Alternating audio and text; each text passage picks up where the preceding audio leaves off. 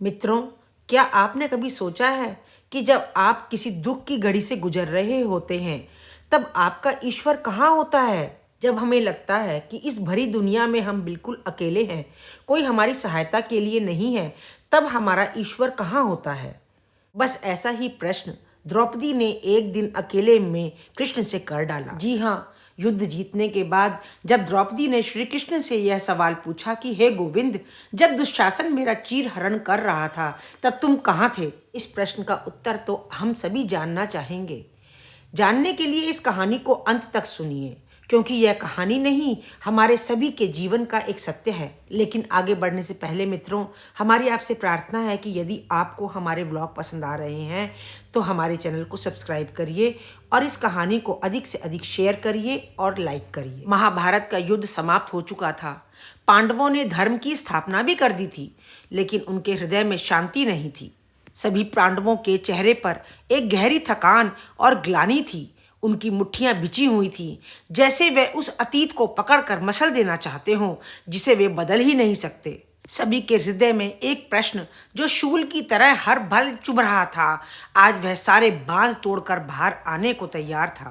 तभी मन में पीड़ा लिए अधिकार से द्रौपदी उठी और कृष्ण के सम्मुख जाकर खड़ी हो गई। बोली, मेरे सखा, हे द्वारकाधीश, तुम तो सर्वज्ञ हो, तुम तो अंतर्यामी हो। तुम तो कहते हो कि तुम अपने भक्तों की एक पुकार पर दौड़े चले आते हो। तो फिर उस दिन जब मैं अकेली थी और उस भरी सभा में दुष्ट दुशासन मेरे केश पकड़कर मुझे घसीट रहा था, जब कौरव, भीष्म, द्रोण, कृपाचार्य जैसे धर्म के रक्षक मूक दर्शक बनकर के बैठे हुए थे और मेरे 5 महाबली पति जुए में मुझे हार कर अपनी आंखें झुकाए बैठे हुए थे, जब मेरा सम्मान, मेरी लाज एक वस्त्र की तरह उतारी जा रही थी और जब मैं असहाय की भांति चीख रही थी, तब हे केशव, तुम कहाँ थे? तुमने आने में इतनी देर क्यों लगाई थी? क्या मेरी पुकार द्वारका तक पहुंची न थी, या तुमने मुझे बुला दिया था? ये कहते कहते द्रौपदी का धैर्य जवाब दे गया और वे घुटनों के बल जमीन पर बैठ करके अश्रुधारा बहाने लगी। द्रौपदी सिसक रही थी और श्री कृष्ण धैर्य पूर्वक देख रहे थे। वे चाहते थे कि द्रौपदी के मन का सारा मैल, सारी पीड़ा इन अश्रुओं में बह जाए। जब द्रौपदी की सिसकियां कुछ कम हुई तो कृष्ण उठे और द्रौपदी के पास आकर उनके सर पर अपना हाथ रखकर बोले, हे सखी, तुम्हारा प्रश्न उचित है और तुम्हारी पीड़ा भी सच्ची है, लेकिन जो सत्य तुम आज जानना चाहती हो वह बहुत कठोर है। सुनो सखी, उस दिन मैं कहीं गया ही नहीं था। मैं तो राज्यसभा के द्वार पर खड़ा तुम्हारी प्रतीक्षा कर रहा था। याद करो, तुम उस दिन मुझे नहीं पुकार रही थी। जब दुशासन ने तुम्हारे केश पकड़े तो तुमने सबसे पहले सहायता के लिए किसकी ओर देखा था? तुमने अपने 5 बलशाली पतियों की ओर देखा था। तुम्हें विश्वास था कि भीम अपनी गदा उठाएंगे, अर्जुन अपना गांडीव उठाएंगे और इस अन्याय का प्रतिकार करेंगे। तुम्हें अपनी शक्ति से अधिक अपने पतियों की शक्ति पर भरोसा था। जब उनमें से कोई भी तुम्हारी सहायता के लिए नहीं आया और तुम्हारी आशा टूट गई, फिर तुमने गुरु द्रोण, पितामह भीष्म और कुलगुरु कृपाचार्य की ओर देखा। तुम्हें लगा ये तो धर्म के स्तंभ हैं, ये एक स्त्री का अपमान होने नहीं देंगे। तुम्हें अपने पतियों से ज्यादा अपने गुरुजनों और अपने धर्म पर भरोसा था, है ना द्रौपदी?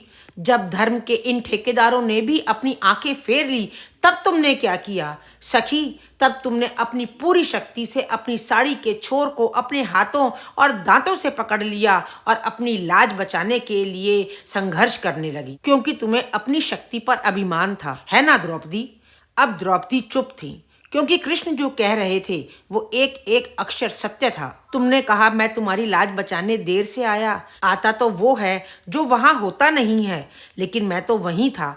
लेकिन मेरे और तुम्हारे बीच एक पर्दा था, मैं का पर्दा। तुम्हारी पुकार में पीड़ा थी, एक भरोसा था, लेकिन मुझ पर नहीं, अपने पतियों पर, गुरुजनों पर और अपनी स्वयं की शक्ति पर। मैं तो राज्यसभा के बाहर खड़ा इस बात की प्रतीक्षा कर रहा था कि कब मेरी सखी इन सब पर से भरोसा उठाकर केवल और केवल मुझ पर भरोसा करेगी। कृष्ण के ये शब्द द्रौपदी और पांडवों के हृदय में तीर की तरह से घुस गए। और फिर सखी, वह क्षण आया जब तुम्हारी सारी शक्तियां जवाब दे गईं और तुम्हें लगने लगा कि अब कुछ नहीं बचा। तुमने अपनी आंखें बंद करी और सारे संसार से अपना ध्यान हटा लिया और पहली बार अपने दोनों हाथों को छोड़ दिया। हृदय की गहराइयों से, आत्मा की अंतिम शक्ति से मुझे पुकारते हुए हाथ आकाश की ओर खड़े कर दिए। एक ही पुकार उस दिन तुम्हारे हृदय से निकली थी, जिसमें न कोई शर्त थी, न कोई अपेक्षा थी, न कोई शिकायत थी। बस वह थी एक शुद्ध निर्मल पुकार कि हे गोविंद, हे द्वारकाधीश, हे मेरे सखा, अब मैं हार चुकी हूँ, मेरी लाज अब तुम्हें बचानी है। और सखी, बस यही वह क्षण था जो मेरे और तुम्हारे बीच की सारी दूरी को मिटाने के लिए काफी था। जिस क्षण तुमने संसार के सहारे को छोड़कर, अपने अहंकार को तोड़कर स्वयं को मुझे सौंप दिया, उसी क्षण से मैं तुम्हारा हो गया और मैं तुम्हारे वस्त्रों में समा गया। सखी, मैं तो कब से द्वार पे खड़ा था अंदर आने के लिए, पर तुम तो अपनी शक्ति के, अपने संबंधों के, अपने ज्ञान के, अपने अभिमान के दरवाजों को खटखटा रही थी। जिस पल तुमने वे सारे दरवाजे बंद करके केवल भक्ति और समर्पण का दरवाजा खोला, मैं उसी क्षण तुम्हारे भीतर और बाहर प्रकट हो गया। कृष्ण ने कितनी सच्ची बात हमें सिखाई। जब कोई बच्चा चलना सीखता है और गिर जाता है तो वह पहले स्वयं उठने का प्रयास करता है और पास पड़ी हुई किसी वस्तु को पकड़ने की कोशिश करता है। वह अपनी पूरी शक्ति उठने में लगा देता है और जब वह हर प्रयास में विफल हो जाता है और चोट खा जाता है, तब वह समझ जाता है कि वह स्वयं नहीं उठ पाएगा।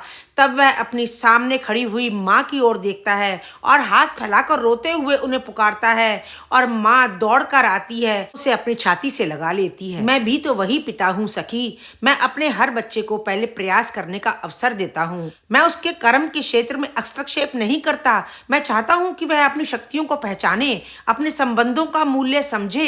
तब मैं प्रतीक्षा करता हूँ। मैं उसके थकने की, उसके हारने की और अंत में उसके पुकारने की प्रतीक्षा करता हूँ। मित्रों, हम भी यही सोचते हैं।